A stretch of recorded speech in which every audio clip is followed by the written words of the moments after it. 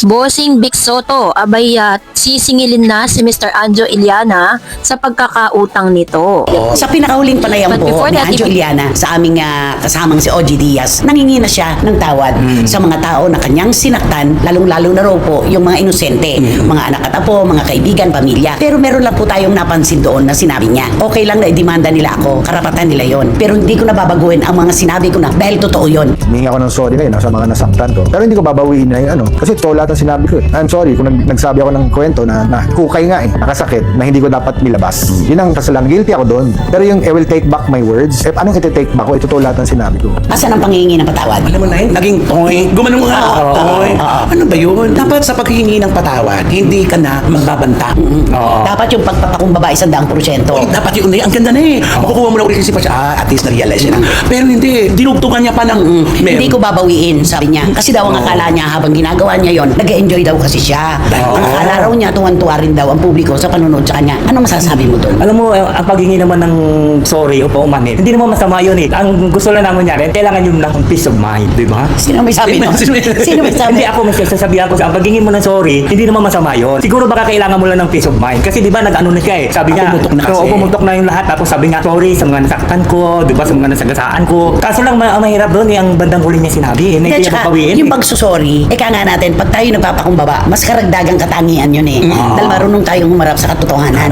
Pero para sabihin mo, nung humingi ka ng sorry sa mga taong nasaktan mo, pero babawiin mo rin pala at sasabihin mo na, pero hindi ko na babawiin yung mga sinabi ko dahil totoo yun. So, ba't ka nagsasorry? Di ba? Wala na saysay. Kaya ka na nagsasorry kasi nakasakit ka. Para hilutin mo ulit ang mga nasaktan mo. Di ba? Pero wala eh. Panindigan na hindi. Nasabi ko na, nasabi yun na yan. At saka ikaw ba, gagawin mo ba yung sinasabi ni Anjo na nahahabang nasa ere siya, nag-enjoy siya? Naku, hindi At ako. na-realize daw niya huli na. Nung may mga tumawag na kaibigan sa kanya at nagsabing, Anjo, ano ba yung mga ginagawa mo? Nagpuputol ka na ng tulay. So, ibig sabihin, nabulag lang siya sa mga gifts na natatanggap niya. Oh, yun na, Ayun, mga stars. sa mga stars. Stars pa Oo, more. correct. Okay, meron po kaming ikukwento sa inyo mga kachika. Hindi po ba ang unang-unang niyang sinalat talaga na todo-todo, ito'y naging usapin ng buong bayan, si Senate President Tito Soto.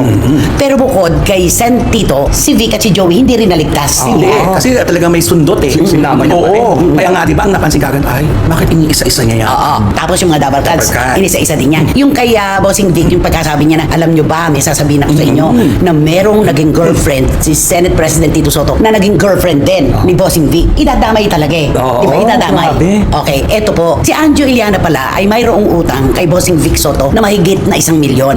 At kay Maru Soto naman ay mayroong kalahating milyon. Imaginein natin ngayon, kung wala palang utang si Anjo kay Bossing Vic Soto, eh baka tinilad-tilad na niya ang pagkatao. Ay, oo. Kasi may utang na loob siyang literal, may utang pa siya na pera. Eh bakit niya ginaganon si Bossing Vic? Di ba kapag tayo nangungutangan ng loob sa isang tao, nakikisama tayo kahit paano? Oo, Kasi oo, sinalo oo. tayo sa ating pangangailangan. Oo, at saka hindi lang doon. Kung hindi ka makabawi sa inutangan mo, dapat sa mga malalapit sundo sa inutangan mo, di ba? Hindi mo nasasalit. Oo, Kasi tama. Dahil tinulungan ka Yes, eh. Di ba? dapat ganon. Tapos sabi niya, nag-usap daw sila ni Bossing Vic at saka ni Maru Soto nung sabi niya na Ceasefire. siya daw ay ceasefire. Oo. Hindi naman pala kasama si Ay. Bossing Vic eh. Oh. Hindi, si Maru lang. Tapos may mga nag-uudyo kay Bossing Vic na, Bossing, singilin mo nga. Ang kapal naman ng mukha niyan si Anjo. May utang na mahigit 1,000,000 sa'yo pero ginaganyan ka.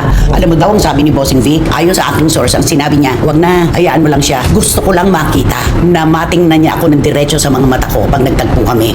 Oo nga naman. Mahirap din. Pag meron ka nga naman na atraso sa isang tao, hindi ka halos makatingin, Ay, di ba? oo. Grabe. Oo. No, nakita mo, lumabas tuloy ang mga bagay. Oo, hindi ka. Ang alam lang natin, yung kay Willie Revillame, oo, nagbahagi tama. ako noon, nagtulay ako doon. Hindi ko alam na mayroon din palang utang kay Bossing Vic Soto, kay Maru, at maaaring sa marami.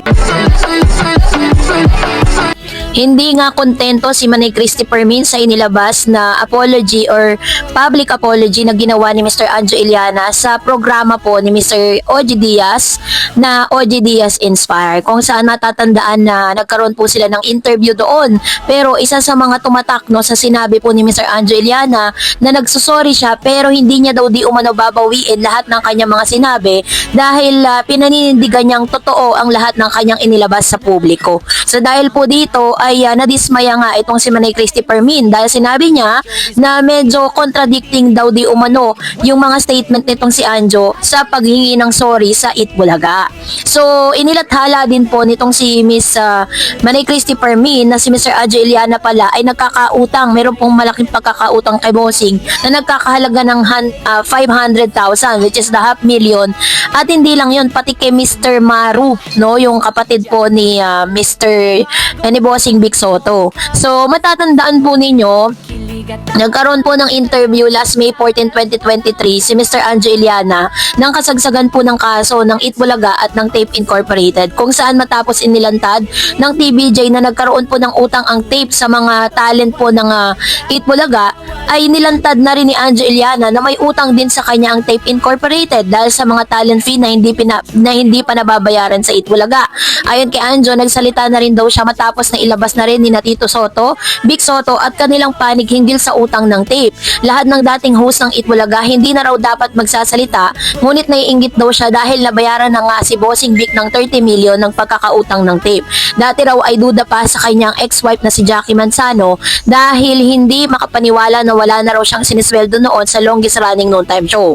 Wika pa ni Anjo, umabot na daw sa 8 buwan na wala siyang natatanggap na sweldo mula sa Itbulaga. So ipinagpapalagay po ng ilan mga supporters nitong si Mr. Anjo Iliana na kaya daw di umano nagkaroon ng utang itong si Mr. Anjo Iliana with Vic dahil nga noong mga panahon na yon ay hindi siya pinapasweldo ng Tape Incorporated, which is isa sa mga producer po ng nasabing show. Pero sabi rin ni Manay Christy Fermin, isa rin daw di umano sa mga dahilan ko bakit wala siyang inilalabas or hindi siya nagsasalita, no, or hindi niya kinakalaban si Bossing dahil nga daw meron daw itong malaking pagkakautang. Kaya nga po sabi ng mga netizen, maging ni Manay Christy Fermin, kung wala daw di umanong pagkakautang ito kay Bossing, malamang isa rin si Bossing sa mga sinisiraan nito sa social media. Pero base po sa mga nababasa natin online na tuloy-tuloy pa rin po, no, ang pagsampa ng kaso dito po kay Mr. Anjo Iliana dahil sa mga matitinding revelasyon po niya at mga aligasyon ng dito po sa management ng Itbulaga. So hindi pa rin siya makakaligtas talaga. Sabi niya nga is karapatan daw ng Itbulaga na magdemanda. Pero hindi niya raw di umano babawiin ano man ang kanyang mga sinabi sa publiko. Yan ang ilan sa mga statement na tumatak, no, sa publiko. Kaya nga kahit po medyo nananahimik ngayon si Mr. Anjo Iliana, patuloy pa rin ang pambabash ng ilang mga TVJ followers, no, yung mga viewers ng Itbulaga sa kanyang sa TikTok live nito.